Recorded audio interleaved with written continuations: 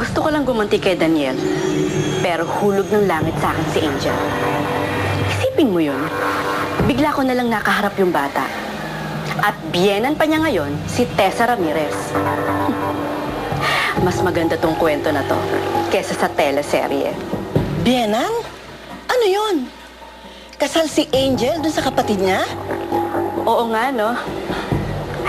Pero hindi na mahalaga yun sa atin. Ang importante, magamit ko siya para makakuha ko ng pera kay Tessa Ramirez. Katulad ng pinlano namin ni Jess noon. Paano?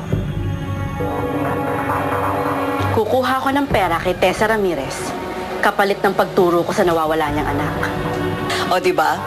Ikaw pa ang dahilan na reunion ng mag-ina?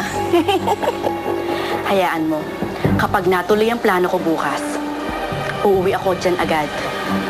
Tsaka ako'y kukwento sa'yo lahat. Sige, ingat ka ha. Miss na kita kapatid ko. Ako o ang perang ipapadala ko? Pareho.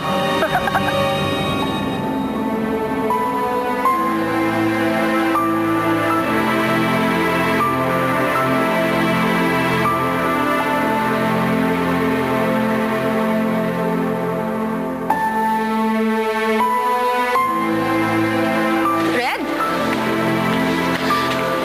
Ella, Ano ginagawa mo dito? please huwag ka na magalit sa akin. Kung ano man ang narinig mo, hindi naman ang masamang tao eh. Pero bakit mo kasi tinago kay Miguel at sa mama mo ang ginawa ng tatay mo? Alam ko kasi kung ano magiging reaction nila eh. Mali ginawa ng tatay ko at hindi na niya mababawi yun. Pero, Ella, para sa akin kasi, hindi naman yung sapat na rason para masira lahat eh. Red, pinakidnap ng tatay mo ang anak ni attorney at ng daddy ko. Kasalanan yun, hindi ba yung sapat na rason? Ano? Ganun ka na rin kakitad mag-isip? Para si attorney sa si Miguel?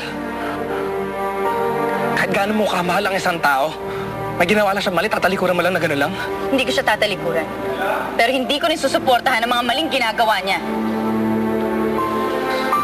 Ang ginagawa nito dito? Ano ginagawa mo rito? Ha? Pwede ba huwag kang pumunta rito? Huwag mo kakausapin to asawa ko.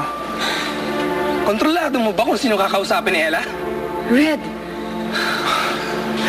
Umalis ka na. Miguel. Pasensya na, pero si Ella lang makapagpapaalis sa akin eh. Red, sige na, umalis ka na, please. Huwag mo nang palalain ang sitwasyon. Ella, please, huwag ka naman magalit sa akin. Red! Miguel! Miguel! Miguel, tama na! Red! Miguel! Tama na!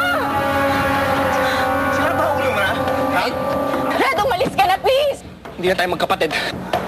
Tapos sa pagiging mag-utol natin.